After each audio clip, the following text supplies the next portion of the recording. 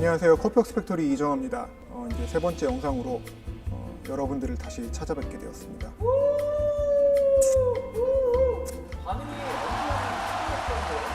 그러게요. 더 이제 활성화되는 어떤 그런 걸 좀 기대하면서, 자, 이제 우리 지난 시간에는 돈이 많이 들고 어려움에도 불구하고 로스팅을 어쨌든 해보겠다 라고 하신 분들, 다음 질문은 어떤 로스터를 사야 할까요? 입니다. 제가 가장 많이 받는 질문 중에 베스트가 어떤 로스터가 제일 좋아요? 로스터 추천 좀 해주세요. 자, PD님 만약에 어떤 제품 구입을 하려고 해요. 아, 내가 이 제품을 사야겠다라고 하면은 제일 먼저 어떤 걸 하세요? 네이버 같은 데를 좀 근접거리지 않을까요? 그렇죠. 검색을 해보시겠죠. 네, 로스터를 구입하시려는 분들도 제일 먼저 하시는 게 이제 검색입니다. 커피 동호회 이런 데 가서 질문을 직접 올리거나 아니면은 검색을 해보거나, 그리고 조금 더 적극적이신 분들은 본인이 마음에 들어 했던 로스터들이 있거든요. 그 장비를 쓰는 카페라든가 이런 데를 직접 찾아가서 맛도 보기도 하고 직접 질문도 합니다. 저 같은 경우에도 이제 지인 소개라든가 직접 오셔가지고 물어보시는 분들도 있었거든요. 궁금했던 거를 물어보고 나면은 본인의 어떤 질문이라든가 고민이 해소되는 게 아니라 더욱더 큰 고민에 빠져들게 될 겁니다. 이제 첫 번째 고민이 수입산 로스터를 살 것인가, 국산 로스터를 살 것인가. 이 고민의 근본적인 원인은 돈입니다. 일단 많이 납니다. PD님이 자동차를 한 대 사려고 한다라고 하면 처음에는 가급적 유명한 브랜드, 실내 공간도 넓고 각종 옵션 같은 거 있잖아요. 이런 것도 많은 차를 생각을 하잖아요. 이런 조건을 부합하는 차는 하나는 외제차, 아니면은 국산 같은 경우에는 현대로 치면은 제네시스급, 그 정도 되겠죠. 그걸 보고 와 좋다 하는데 예산이 한정적이니까 그러면은 여기에서 어떤 조건은 선택을 하고 어떤 조건은 포기를 하게 됩니다. 일반적으로 같은 가격대에서 외제차는 국산차보다 크기가 작고 각종 옵션들이 많이 빠지는 경우가 많죠. 그 반면에 이제 국산차면은 동일한 값이면은 그 급의 외제차보다는 크기가 훨씬 크고 옵션도 빵빵합니다. 결론은 이름값이냐 아니면은 가성비냐의 선택의 문제에 맞닥뜨리게 되는 건데, 로스터 구입을 생각하시는 분들이 이거랑 되게 비슷한 선택지를 받게 됩니다. 수입 유명 브랜드 같은 경우에는 5kg급의 로스터가 현재 6천만 원 정도, 국산은 용량은 8에서 10kg가 대략 4천만 원 정도.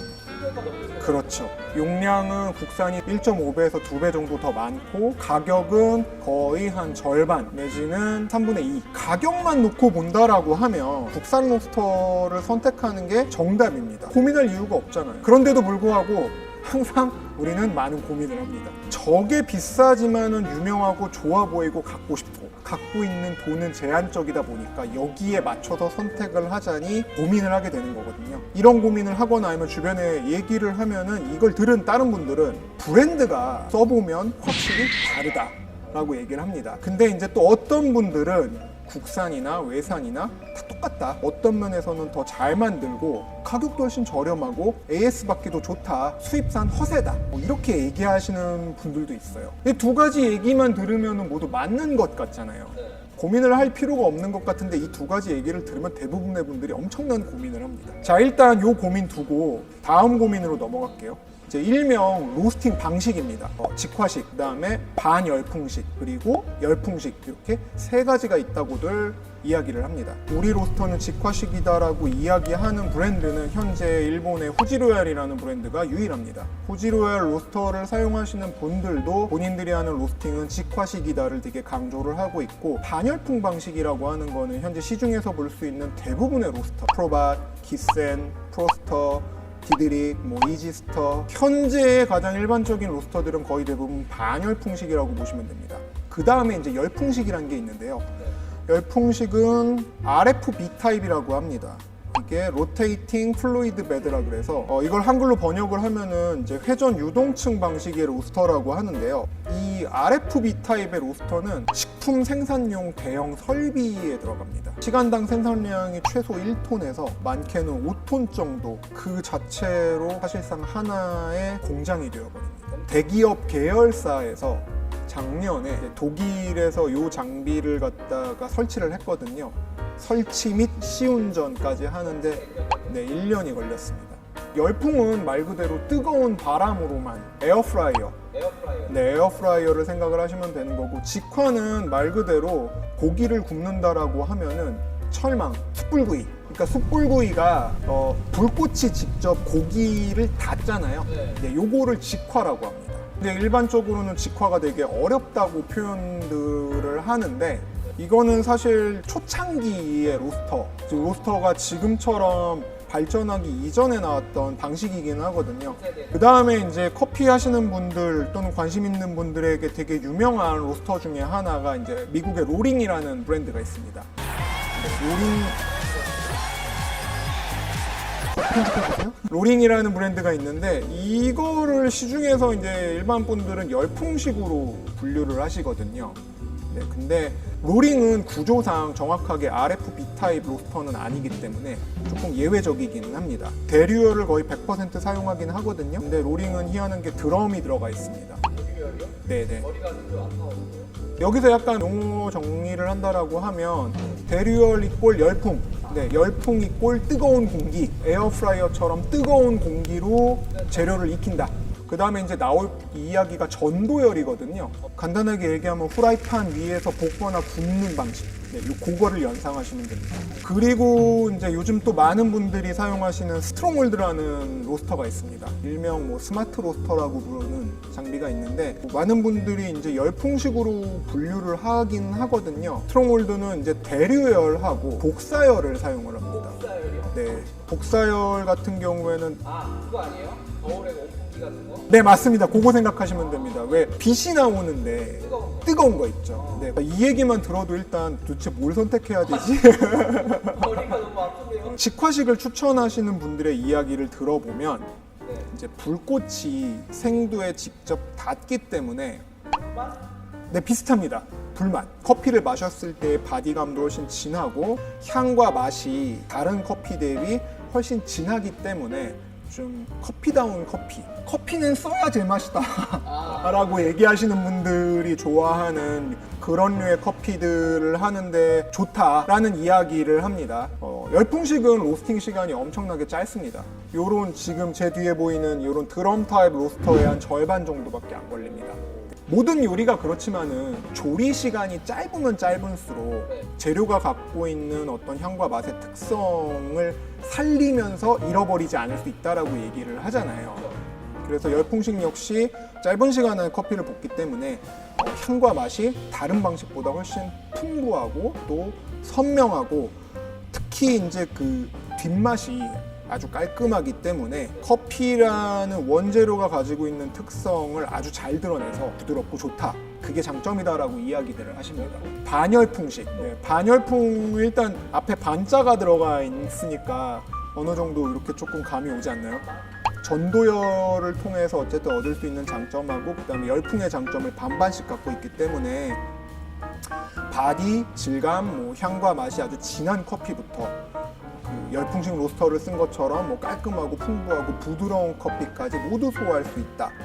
이게 장점이다라는 이야기를 합니다. 자, 이 세 가지 중에 그러면 어떤 커피가 제일 좋은 것 같아요? 진짜 모르겠어요. 다 장점이야. 많이 쓰는 거 저는 따라갈 것 같아요. 제일 많이 하는 거를 선택할 것 같다라고 하면은 반열풍식입니다. 반열풍식 로스터의 선택 비율이 거의 90%에 가깝다라고 보면 되거든요. 네네네. 그러면은 그냥 반열풍식 고르면 되겠네요 라고 생각들을 하시잖아요. 내가 반열풍식을 고르겠다 라고 선택을 하면은 이제 또 하나의 고민거리가 찾아옵니다. 반열풍식인데 전도열과 대류열 이야기가 나옵니다. 자, 기본적으로 지금 여기에 있는 로스터처럼 드럼이라는 구조를 사용하는 로스터들은 일단 전도열과 대류열 모두를 사용을 합니다.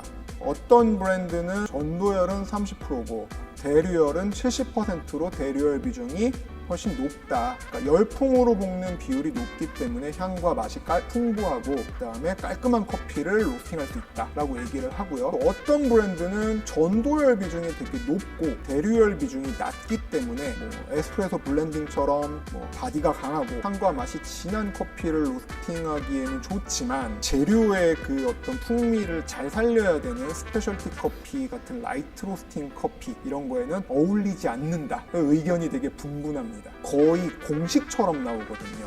구분을 하는 이야기를 너무 많이 보다 보니까 대부분의 분들이 이제 이거를 거의 기정사실화 받아들여요.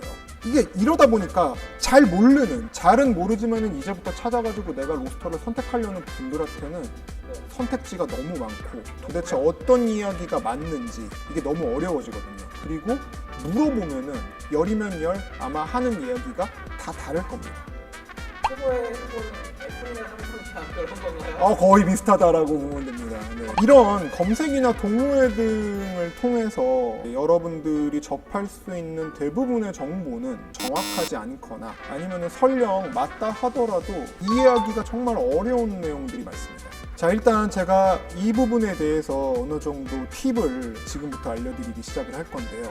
자, 일단 먼저 일반적인 드럼 타입의 로스터, 드럼이 들어가 있는 로스터를 구입한다라는 가정하에서는 대류열이 강하면은 어떻고 전도열이 강하면 어떤 특징이 있다라는 식의 구분은 거의 잘못된 이야기에 가깝다라고 볼 수 있습니다. 네, 이 얘기를 또 들으면 발끈하시는 분들이 계실 텐데, 네네네. 열심히 쪽으로 가지가 많이 배우고 있어요. 그 얘기들이 아주 틀렸다라고는 할 수는 없는데 그게 맞다 이렇게 분류된다라고 하면은 이제 좀 돌이키기 힘든 선입견이 생겨버립니다. 그리고 이러한 선입견들은 나중에 여러분들이 실제로 로스팅을 할 때도 안 좋은 영향을 미칠 수가 있기 때문에 일단은 무시하십시오. 우선 현재 그 로스터를 제조하는 그 업체들 있지 않습니까? 이 제조사들 중에서는 그 어떤 회사도 본인들이 만드는 로스터 전도열 비율이 어떻고 대류열 비율이 어떻다라는 식의 정보를 제공하는 곳은 없습니다. 피디님 한번 생각해 보세요. 이렇게 둥그런 원통형의 드럼이 있습니다. 드럼 밑에서는 일반적으로 이제 그 버너가 있어서 그 불꽃이 드럼을 달궈요. 그다음에 드럼의 뒤편에서는 뜨거운 공기가 이렇게 드럼을 관통해가지고 계속 흐르고 있습니다. 드럼 내부에 그리고 들어가 있는 요만한 커피 알은 뭐 적게는 수천 개인데 가해지는 전도열과 대류 뭐 열풍의 비율을 측정할 수 있을까요? 제가 생각할 때는 이 측정 자체는 불가능합니다. 설령 어떻게 측정한다라고 해도 그 신뢰성이 되게 낮을 수밖에 없어요. 그렇기 때문에 제조사들이 예를 들면 우리 로스터 어떤 모델은 뭐 전도열 비율이 어느 정도고 몇 프로고 뭐 대류열 비율이 몇 프로다라는 이야기 자체를 아예 안 하는 겁니다. 실질적으로 그런 이야기를 하는 경우는 없습니다.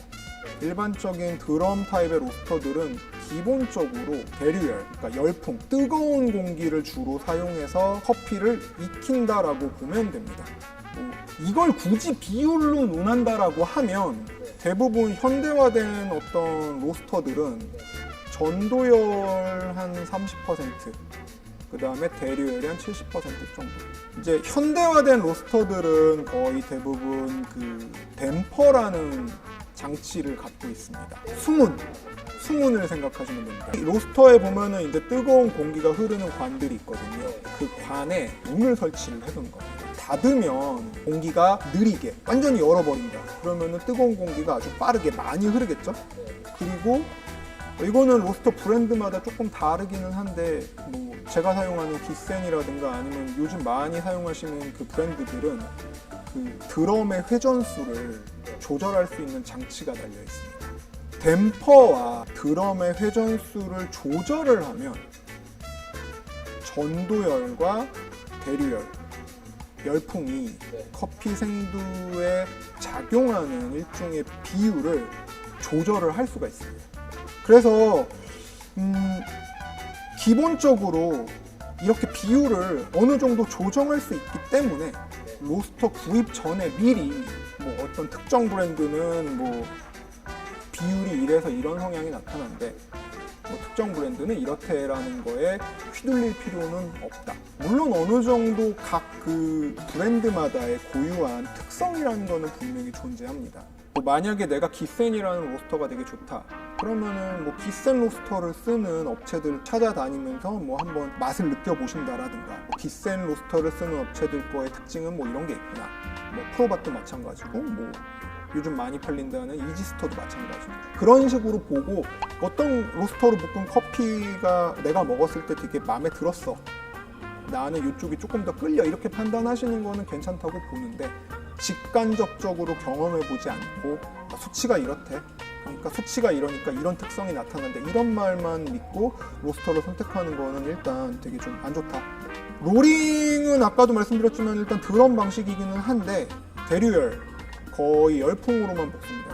거의 100%에 가깝다라고 우리가 얘기하거든요. 또 로링 제 지인분들 중에서도 이제 로링을 오래 쓰신 분들이 있어요. 그분들하고 이야기를 나눠 보면은 확실히 로스팅 방법이라든가 접근 자체가 우리가 쓰는 이런 일반적인 드럼 타입의 로스터랑은 다르다라고 얘기를 하기 때문에 요건 약간 논외로 하겠습니다. 그 다음에 아마도 지금 제 영상을 보시는 분들이라고 하면 어쨌든 처음 접하시는 분들한테 설명해드린다라는 전자에서 봤을 때 그분들이 로링을 구입하실 일은 상당히 희박하지 않을까. 일단은 엄청나게 고가입니다. 7kg가 지금 얼마더라? 9천만 원인가? 네, 패스.